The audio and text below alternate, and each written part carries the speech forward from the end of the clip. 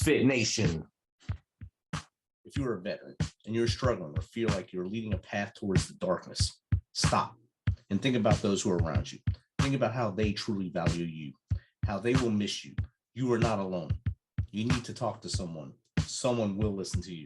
If you feel like you'll be a burden to someone or embarrassed to talk to someone that you know, call the anonymous hotline at 1-800-273-8255 and take option 1. Don't make a permanent solution to a temporary problem. If you're a new listener, thanks for joining us. Please subscribe to our show on your favorite podcast apps, to include the Military Broadcast Radio app, and check out our family of shows. They're all hosted by veterans, great shows. Don't forget to subscribe to our YouTube channel at @D_Misfit Nation. Subscribe and click the bell. This will keep you up to date with our latest news, episodes, and of course, stories of our guests. Speaking of which, our next guest is an award-winning, internationally known speaker, author, professor, and certified man builder who helps men with what matters and frustrates them most about as husbands, fathers, and spiritual leaders. He has authored or co-authored more than 9 books, including Man Accomplished, Are You the Man? And then the Real Man Spiritual Leader Blueprint. He's also host of the #1 rated podcast for Christian men on Apple Podcasts with more than 1.9 million downloads. And he's interviewed more than 475 men from all over the world, from company presidents to prison inmates. So without further ado, let's welcome Dr. Joe Martin to the Misfit Nation. Welcome, Joe. How you doing? Doing great, Rich. Thank you for having me, man. I really appreciate it. I feel privileged, honored, and humbled to be on your show. So I'm glad to be here, man. Awesome. Humble's one of our go words here. Be humble, stay hungry, and keep hustling. That's what we like to say here. So humble is awesome. And it's in the pre-show, we learned that we live within the same state, the great state of Tennessee, the volunteer state. I'm middle, you're east, but that doesn't make anything different. We're still in the orange land here. So welcome to the show. And I'm glad we're able to get this connection. Yeah, man. Volunteer country, man. I'm not originally from Tennessee. I'm from Miami, Florida, but I met a woman. So, Rich, I'm here, and I've been here now. It'll be 10 years this August, and I tell you, man, it was probably it was a really tough decision to leave Florida because I grew up in Florida my whole life, went to school in Florida for all my degrees and families in Florida. And when I met this woman, we had to decide whether to go to Florida or come to Tennessee. And I listened to what God was speaking to my heart, going like Abraham, going without knowing. And I went to Tennessee, man. It was the best decision I ever made and launched what I'm doing now. I don't think I would have done what I'm doing now if I didn't move to Tennessee. Definitely. And the views in Eastern Tennessee with the mountains there, it's amazing. Beautiful. Absolutely gorgeous. Yeah. They're coming right through there in Chattanooga. That's beautiful. Yeah. You picked a good spot there to stay. And I mean, Florida's a little sunnier, a little hotter, but it's. and I do not miss the humidity and the heat in Florida, man. Not at all. Well, Joe, if you don't mind, share with the Misfit Nation a little bit about how you got going from as far back as you want to go to where we are now, what you're doing. Well, I'll keep the shortest version. I know everybody has a story, and I love listening to other people's story, but I know that they didn't just come to hear my story, but I'm sure that as I share briefly my story, the highlights of it, you can go and dig in any place that you want me to share with your listeners. But the way I describe my story, Rich, is pretty much in one sentence, is that I went from rags to riches to ruin to redemption. And I know there's a lot of R's in that alliteration, but it is absolutely 100% right on target. The rags part of my story, I mentioned Miami, but I didn't mention what part of Miami I grew up in. I grew in the toughest inner city ghettos in Miami, Florida, in a place called Liberty City. And if you ever heard of a video game called Grand Theft Auto, then you're probably familiar with Liberty City. Or if they're old heads like me over the age of 50, if they ever heard of a rap group called 2 Live Crew, then they've heard of Liberty City. And so I grew up there. My mom was a teenage mother at the age of 16. By the time she was 17, had 2 kids, no husband. My dad left, wasn't there when I was growing up. And everything that's associated with growing up in poverty, we experienced, from not eating to watching some of my friends die, addiction, abuse, you name it, we experienced it. But that was the rags part. The riches part, I use rich because it's a great alliteration, but I wasn't like a millionaire. But given the fact that no one in our family ever graduated from high school, I ended up graduating from college early at the age of 20, top of my university class, out of 10,000 students on my campus. I became the youngest professor ever hired to teach in the state of Florida at the age of 24. Started my first business at the age of 22. Moved my mom out of the projects and bought her home a year after I graduated from college. Bought my first house when I was a senior in college. Worked for the Florida governor's office at the age of 26. Had my PhD by the time I was 28. Had written 2 books before I reached the age of 30. So I wasn't like Jay-Z or Jeff Bezos rich, but considering where I came from, man, come on. That was unheard of for me to have that kind of success so fast. But I had it all by the age of 30, and that was the rags to riches part. But the ruined part is, Rich, I lost it all by the time I reached the age of 40. And that was due to my addiction to porn, sex, and women. And it was ridiculous. I had to come up with a phrase to kind of give people a picture of how bad I was. I call it, I was a serial adulterer. Not something I'm proud of, in the term I had to come up with, because they said, why did you call it a serial adulterer? Like a serial killer, when they lose track of the bodies, they can't remember where they buried all the bodies. I wasn't Wilt Chamberlain, Rich, but could have been his apprentice. Man, I just went crazy. I can't even remember the women that I've been with. And the fact is, I don't even drink alcohol, and I never do drugs. So this was all sober, and I can't remember. Oh, wow. It was just ridiculous. And all it was a desperate attempt for me to hide and cover up the shame, the guilt from my past. I was sexually abused as a child for 3 years growing up, and nobody knew about it. Watching 6 of my friends murdered in front of me, all that PTSD trauma, and I never shared it with anybody, and I internalized it. That's why I succeeded so well, because I thought, you make enough money, you succeed, nobody's ever going to ask you about your past other than how'd you achieve the success that you had. And so I ended up ruining a 16-year marriage to my childhood sweetheart, who had saved herself for me for marriage. And imagine becoming a serial adulterer with that woman. And I desperately tried to save our marriage, but it was too late. And my life was ruined. I thought there was nothing else for me to do except, because I even thought about committing suicide. It was so bad. Because how do you have it all? How do you start with nothing, have it all, then lose it all, and you're right back where you started? But God spared my life, showed me grace and mercy. And I just figured I'd ride off into the sunset and be a cautionary tale. Just, hey, don't be this guy. Don't be me, But God had other plans for me, because he introduced me to a man who changed my life, who mentored, coached, and discipled me on how to be a real man, how to be a husband, how to be a father, and lead your family in a way that's pleasing to God. And when I say that changed my life, that's the biggest understatement in the world, because it turned into now a worldwide global men's organization where we help men become better men.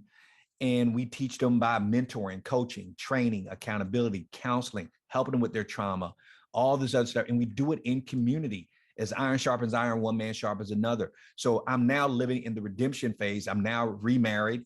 I have a daughter that's not my biological daughter, but you can't convince her. I was just telling you that before we came on the air, that I just went to a concert with her. She's not my biological daughter, but her dad left when she was 5 and stepped out on her. And then she meets me.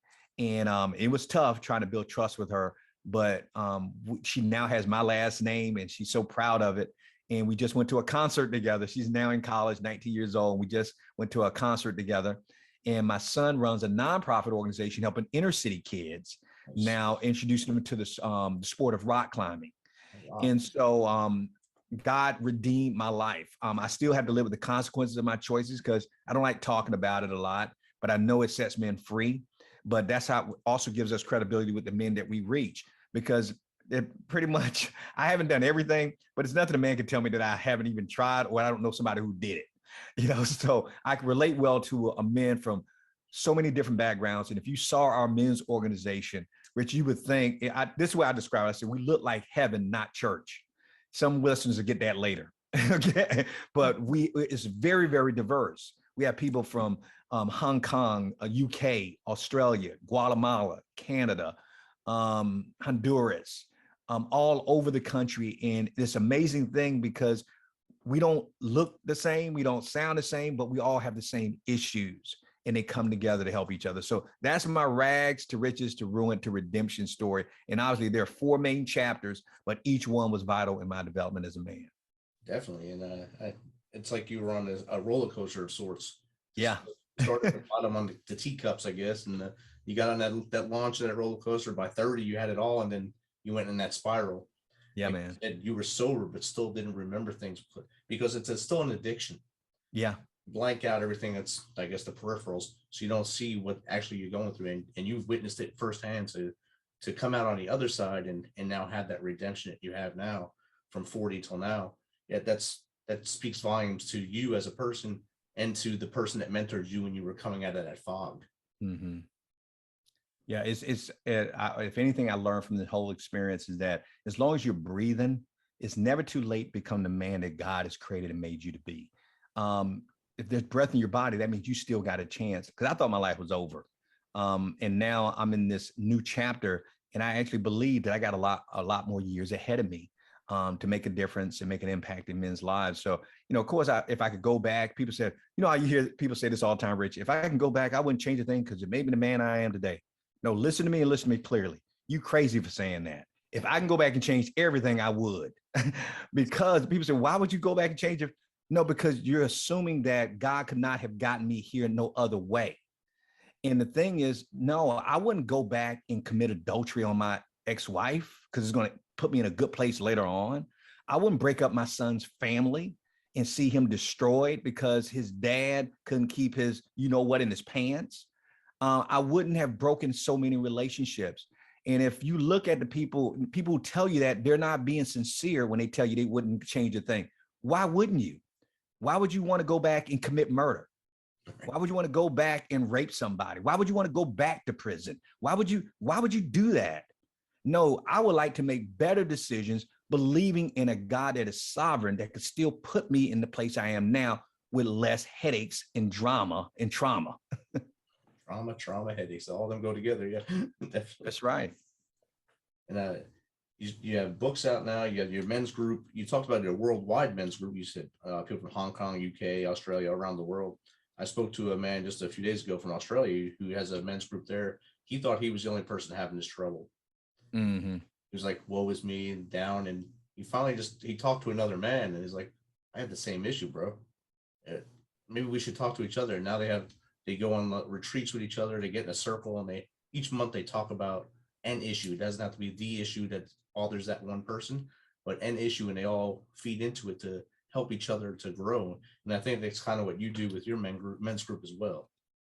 Yeah, you mentioned about that guy in Australia who's thinking, man, I'm the only one. I had a guest on my show. His name was Ron Archer, great speaker and orator. And he said that, Joe, the problem with men, he said, we suffer from a disease called terminal uniqueness. It says where we believe we're the only one. And what I think guys misinterpret is that we look at our stories, and our stories have details that's going to be different from everybody's details. And because Rich, you and I didn't come from the same background. You didn't grow up in Miami. You didn't grow up in the hood. But so we can look at our differences. You're white, I'm black. I'm older than you, or you're just a really young looking old guy. So I'm older than you. But here's the thing. We can't relate to each other's story per se, because the details of our stories are different. But guess, I just met you for the first time, but I can almost reassure you, and any man out there listening right now, that you felt alone. You've been depressed. You felt betrayed by people who you trusted. You've been rejected. You've been confused. You've been afraid. You felt ashamed. You felt guilt. You felt being lost. You felt sadness and hurt. Now, even though our stories are different, see, that's why we're so diverse in our organization, because we don't track men based on their stories. We track them based on their struggles. And when we get together, like you said, that guy in Australia, he said, hey, we can talk about this stuff together. Yeah, because we're not talking about the details of our story. We're talking about the struggles it is to have as a man with your wife, with your kids, with your friends, in your community, on your job, with your finances, with your health. Who can't relate to that? But the thing is, and the reason why we focus on our stories, because at the same time, we don't say it out loud, but we're looking for sympathy. We're looking for empathy. We're looking, I want you to feel a certain way for me. And that's really a cry for help, that I really want you to love me. I really want you to comfort me. I really want you to encourage me. And that's not something that we as men feel comfortable doing all the time. But when we share our struggles and we're working together, man, there's strength in the struggle. And if you can get men to talk about their struggles or go through struggles together, they build a real tight bond. Think military, think law enforcement, think athletic sports. Why are they so close? They come from different backgrounds, different stories, but they share the same struggles, 2-a-days, boot camp, basic training. All this stuff is we're struggling together and we're winning together. And I think if men unite based on that, you will see less problems in society today, especially when it comes to race and social issues, because we're focusing on the superficial, but we're not focusing on the core issues. That's exactly what I was going to say. That's one of the major issues with our society, especially in the United States right now. Everything has to have a label. Yeah. It's labeled. If we stop the superficial labeling and just sit down, have a coffee with each other and talk, we're going to find something that we're both having a problem with. And we have that coffee, maybe 2 coffees, a coffee a week, and we'll settle that problem. And then our circle will actually grow because there'll be it will grow. Absolutely. Dude sit next to us like, hey, yeah, okay, hey, what y'all? Yeah, I'll sit with you guys too and say, hey, we have the same problem. Maybe we should grow. I have some friends that have the same problem. And then also we have a whole congregation around each other. Absolutely. So, and I think that's why I love what we do with men and other organizations similar to ours who are trying to do the same thing. I have a saying, Rich, that a man is only as strong as the number of stronger men he has on his team. And so when I see a man, I don't care how strong he is, I don't care how strong he sounds or what other people think of him. My question to him is, who's on your team? If you don't have foxhole friends or those I got your back buddies, those ride or die dudes in your life, who are you going to when you're about to fall apart? Who do you feel confident and comfortable with talking to, and not feel afraid that they're going to lose respect for you because you are at a moment of weakness? And man, when you have guys like that who you can open up your heart to and not be afraid of being judged and condemned by them, man, there's strength in that. And people meet me and they think I'm so confident. I said, no, you think I'm confident, but you don't see the team of men on my team. You just see me in your presence, but I'm representing hundreds and hundreds of men who I know that if I needed anything, or if I'll go to this extreme. If I thought about divorcing my wife, there'll be at least 50 men on my lawn saying, "Not you got to go through us to do it." See, there's power in having men like that in your life who will not only lift you up, but call you out when you need it. And man, I wish that's the gift I wish I can give to every man out there listening, is that you do not have to do life alone. And we like to believe we can, but even the Lone Ranger had Tonto. He wasn't by himself. We all need somebody. And it starts, like you just said, Rich, by sharing what your struggles are with other guys who can relate to the struggles. Now, notice we didn't say women, we said men, the men. Now, I'm not saying you should ignore talking to women, but a man needs to hear from another man. A man needs to be called to step up by another man. It's something different than hear my mom say, oh, you can be anything you want to be, or hear my dad say it. There's a difference. I can't explain it. It's just in us. When a man affirms you, you actually believe it. Right. When he says you have what it takes. When mom tells you, you feel, oh, I'm getting some soup in a sandwich right now. Dad, yeah, exactly. Pat on the back and moving forward. So I got this. That's what you have to do. And the same thing with the brotherhood. When we're out there, like you said, military, we had strong bonds, and those bonds became stronger as we went through different struggles together. And that's how the Misfit Nation grew, through those struggles. And that's right. It started 2010 on the battlefield. And now here we are, 12 years later, and we're still going pretty strong. Praise God. Yeah. Lots of young men. There's young women too that pushed us along and really yelled at us enough to make us happy, I guess, and move us forward. But we're doing great. So as men, we talked about women and having them affirm us, but I know a lot of men have a big issue communicating with their wives or listening to them, actually hearing them, but without muting them out. How can we do that better to build that relationship better with our wives as men? I want to bless the listeners because, and I got to tell you, I have an unfair advantage in this area because I got more degrees than a thermometer, Rich, but my undergrad degree was in communication, in public relations. My master's degree was in mass communication. I worked as a communication director for the Florida Governor's Office. I'm a professional public speaker. So obviously you see there's a theme of communication. I was a professor of communication at the university level at 2 different colleges. So I don't struggle with communicating, but most men do. I'm the exception, not the rule. And so I'm going to bless your listeners by letting them know I'm going to step out for not being me and teach them how to effectively communicate, which is going to bless them. And this sounds counterintuitive. Communicate less. Here's how, and what I mean by that. Do less talking and more listening. Now, how do you communicate less? Ask more questions, then shut up. That's all you got to do. You'll be surprised and shocked. Now, I can go on all day talking to people because I just, my mind thinks like that and I know how to put words together. But most men are not that way. Most men, like, I don't know how to express how I feel. I don't know how to talk about my emotions. Joe, I write poetry. I can put words together, man. If I would have gone to music, I could have been a rapper because I love putting word. I'm a wordsmith. And so, but most men are not that way. So here's how we train our men to communicate, and they love it. They say, wait a minute, I can actually communicate more with my wife by talking less? Yes. By listening, by asking more questions and listening. Let me give you an example. My wife, she's not home right now, but she's going to be home probably, looking at the clock right now, about an hour from now. Now, I can talk to the cows come home. It's no big deal. But I even do what, because I'm like, she ain't here, but I'm going to say it now. I don't feel like talking. I've been talking all day. I'm on a doggone podcast, So even though I don't feel like it. So when my wife comes home today, here's what I'm going to ask her. You ready for it? Yeah.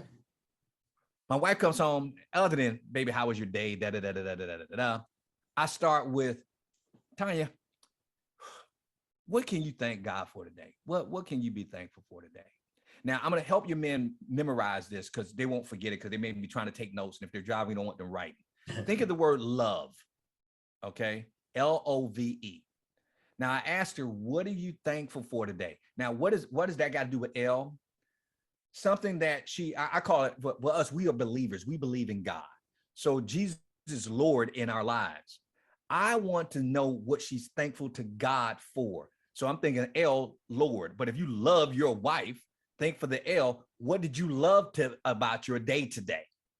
I want to see what gratitude she has, because I don't know what kind of day she's had when she gets home tonight, but I do want to find out, did she see the blessing in it? Are you following me? Now, she may tell me there's nothing. So tell me more about that. Now, we haven't gotten to the other questions, but you see what I'm getting ready to do? Well, what happened? And what am I doing, Rich? Shutting up. Just sit and listen. I'm just sitting and listening. And so while she's talking, and say she finishes now, tell me what was great about her day today, what she's thankful for. Now we go to the O, okay? And I want to know, I said, can I get your opinion on something? Are you following me? Oh, yes. Now, the L is focusing on gratitude. The O is letting her know I value her because I want to get her thoughts. Now, it could be something that I dealt with today. It could have been with the kids. It could have been on the podcast. It could have been in the ministry. It could have been in anything that I was doing. Tanya, let me get your, you know what? I met this guy named Rich on Misfit Nation, and he asked me these questions, and man, they were so tough, and I didn't know. And I thought, I didn't know what to do, and I just froze. And how do you think I should have handled that? How could I have handled that better? Now, Rich, more than likely, I know the answer, but I want her to know I value her opinion. I want to get her perspective on it. So now I ask the question, what do I do, Rich? Shut up. All right. And I just listen. Now, if she happens to say something that's interesting in that, why would you do it that way? Why did you suggest that? Tanya, that's a great, what made you think of that? I'm showing interest, but all I'm doing, but you keep saying, I keep asking another question. What made you say that? How'd you think of that? Wow, that is fantastic. Have you ever done that before? Are you following me? I'm asking more questions. So we got 2 out the way. Okay. So we got what she was thankful for. That's the L. What did she love about her day today? Some gratitude. Tell me about, give me your opinion on something. All right. Or if you want to use another O, it could be a missed opportunity. Any opportunity came your way today that you took advantage of, or you missed. You can be as creative as you want to with this, Rich. It doesn't matter. Now let's go to the V. The V is looking for vulnerability. Tanya, what was your biggest struggle today? What got to you today? What really did you battle with today? What challenged you today? See, I'm getting her to be vulnerable. Now, we as men don't like to be vulnerable, women do. And so I'm giving her permission to share her heart with me. And guess what? Most women do like to communicate. She's going to tell you, because she wants to tell her girlfriend, girl, let me tell you how I feel today. Let me tell you what happened to me today. And boy, I've almost lost my mind. So I'm giving her a chance now to vent about something, because a lot of times she may think, I know he doesn't want to hear me complain about this, but now I'm giving her permission to tell me what she struggled with. Vulnerability is the V. Now, of course, if she's sharing something she struggled with, I can go deeper. That's called digging questions. She gives you a question, she gives you an answer, and you dig for more information. Or you can ask a clarifying question around it. What do you mean by that? Now, you notice, Rich, all the stuff I'm talking about, I haven't said much. Not at all. I haven't talked about my day. I haven't talked about anything on my heart. All I've been doing is talking or getting her to talk and get the rest of her words out, because she wants to talk to somebody, and she wants to be her husband. Now, the last one, I got to warn the men. That's the E. Okay. And you got to be brave to ask this question, but it's a great question to ask. The E stands for express. Is there something, Tanya, is there something that you wanted to talk to me about or ask me about that you're afraid to ask? Guess what I just did? I gave something maybe weighing on her heart. Man, I really need to talk to Joseph about this, but I know he's going to lose his mind if I ask him about that. He doesn't want to ask. And then I asked that question. Yeah, what is it that you wanted to express or talk to me about that you've been afraid to bring up? Now, you see why I say men got to be careful about that. You got to be ready to receive what she's about to say. Yes. Again, she would tell you, what can you do? Dig for more information by asking another follow-up question to get her to clarify, what do you mean by that? I was, da-da-da-da-da-da-da. Now, I'm going through this rather quickly. Do you know this easily can kill an hour? Are you following? And you probably, if you had to actually count the number of words spoken by both people, male and female, within that hour period, I guarantee you it'll probably be at least five times more words than you spoke. But yet, how did your wife feel at the end of that conversation? Wow, Rich, really? Wow, what's gotten in him? He really, man, it was such a joy to talk to him. And he was so attentive. And wow, you wasn't a great conversationalist. You just played talk show host. That's all you did. You just asked questions. And so I think by taking the stigma out of this communication is this big, scary monster. No, it's how you look at it. And if you look at it from the standpoint of getting them to talk by asking the right questions. And Rich, we've gone so to the extreme that we even have a list of questions, about 50 questions called conversation icebreakers that you can bring up to your wife to talk about. So you don't have to do a lot of talking. And so a lot of our guys use that on their wife. I told them, now you'll never use all of them. I created, and I still haven't used all of them over the last 15 years. Because most times you won't get to all of those questions. Okay. But at the same time, your wife will feel that you're a communicator, because then what's going to happen? Eventually, she'll start asking you questions. But I'm telling you, it works like a charm. Men need to focus on asking questions and listening more. Sit back and listen and receive, and then listen. Right, and receive. Not listen to talk. It's the best way to do it, I think. So, on top of all that, what are the misconceptions of manhood that we as men face growing up? We talked about it growing up, mom, dad issues, and affirmation from women, affirmation from men. But what other misconceptions are out there that men need to watch out for as far as their minefield of life? Oh man, I'm throwing myself under the bus on this one because I've committed all of them, and what it comes down to, the simple answer is, what the misconception is that we have to stop finding our identity in things outside of what we were created for. Are you following me? I'm a believer. I have a lot of faith in God. I believe in God. And I get my identity from God, of who God says I am, not everything else, not society, not the culture, not my family, not my friends, not my enemies, but from him. And people say, why is that such a big deal? Why is that such a big deal? Because let me tell you the mistakes that I made as a man. And it goes back to the rags to riches. Because I was wounded and I was hurt. You talking about going through sexual abuse, physical abuse, loss of life of friends or close friends. You start having doubts about yourself, your masculinity, about everything.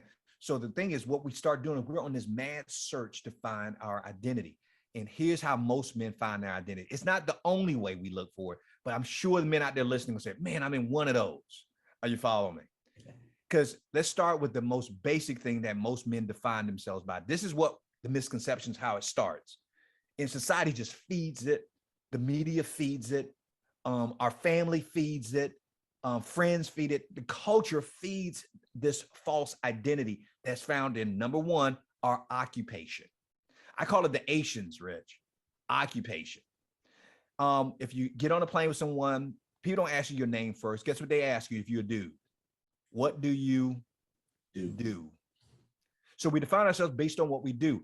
There's a difference. Now, think about this. A man who says, I'm a brain surgeon, or a man says, I'm a manager, and a man says, I'm unemployed, I'm between jobs.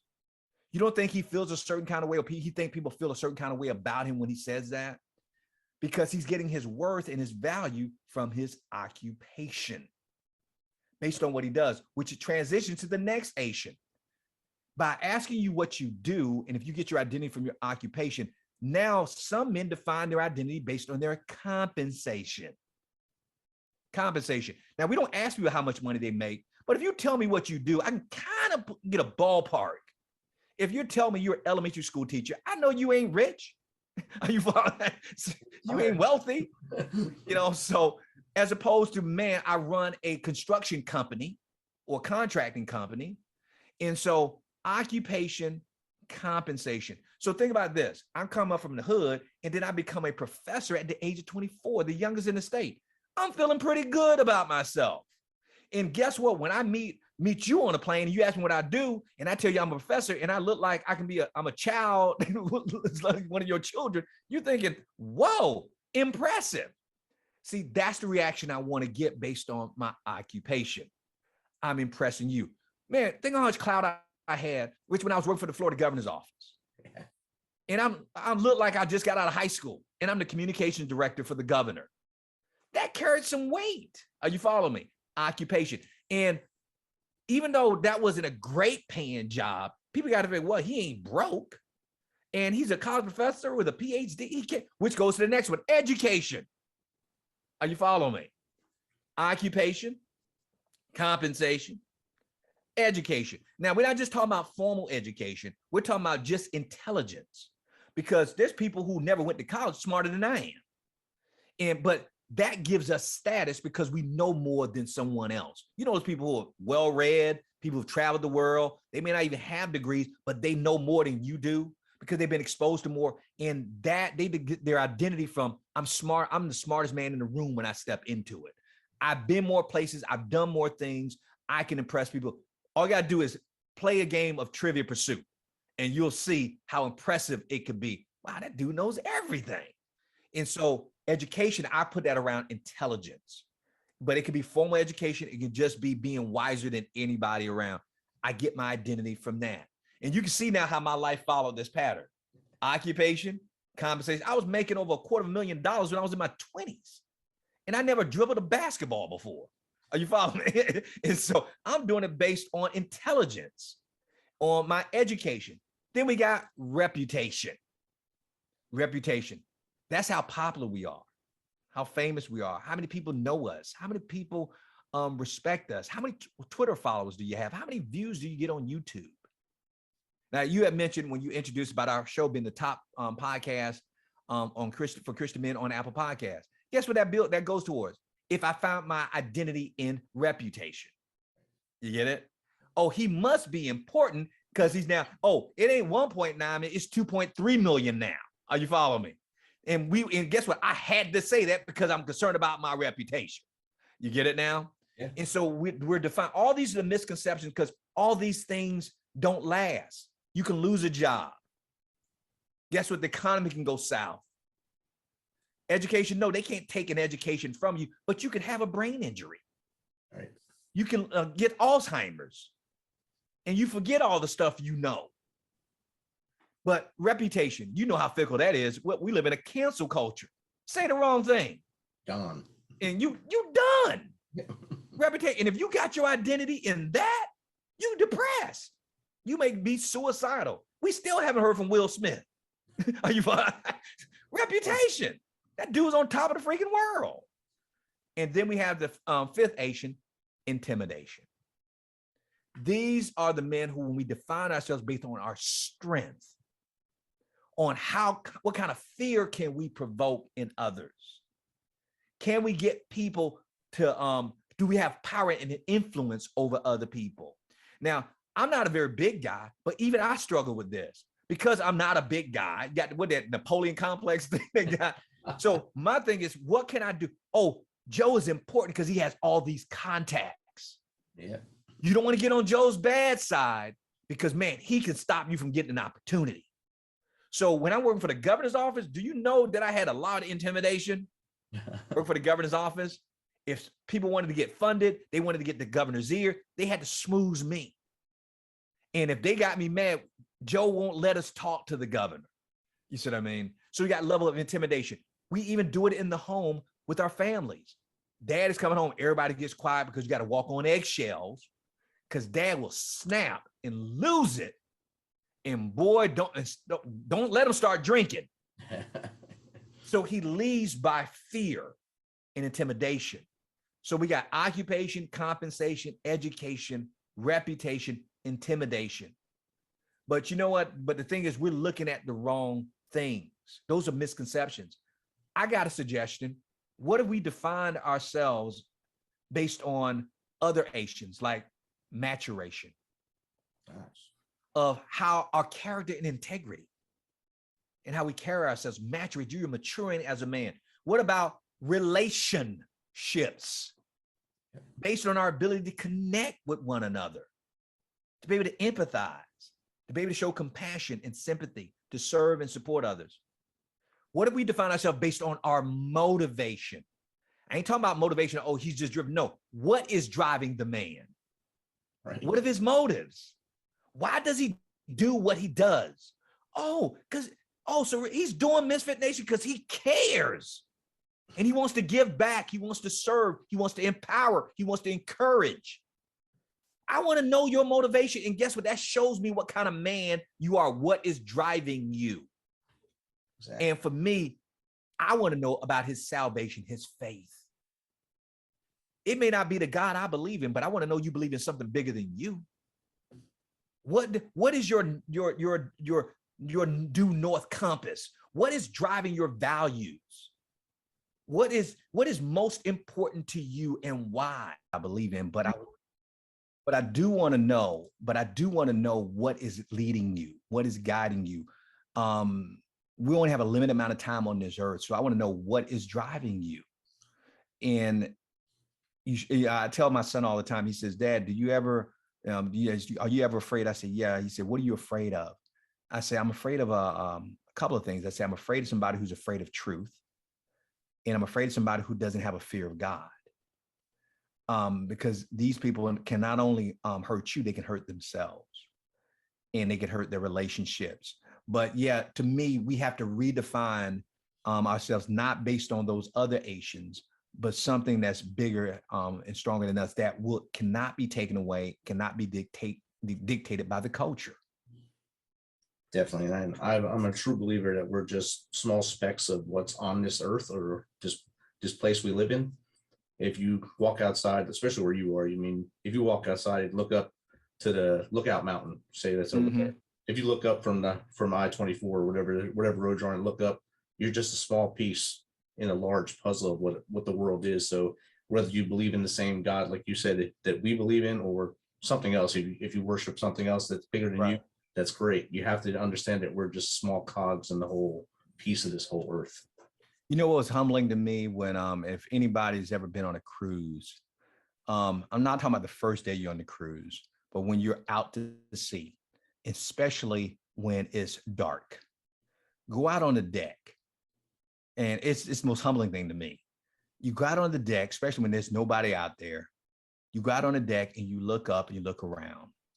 And then you think about it for just a minute. It seems like, wait a minute, I'm in the middle of the ocean on a little boat. This earth is covered by 75% water. How small and insignificant am I? I'm like a piece of lint Right. on this planet right now. Matter of fact, I'm smaller than lint. I'm microscopic. And to think that the creator of the universe cares about me and is mindful of me, I gotta believe in something bigger than myself. Because if there's nothing bigger than us, we're no more significant than ants.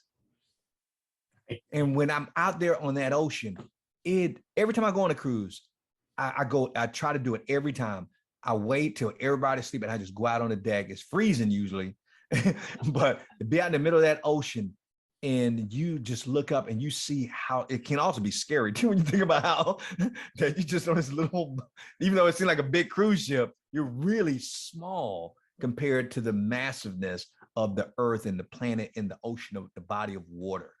It's truly a humbling thing. Definitely. And during the day, the water looks green or blue or vibrant.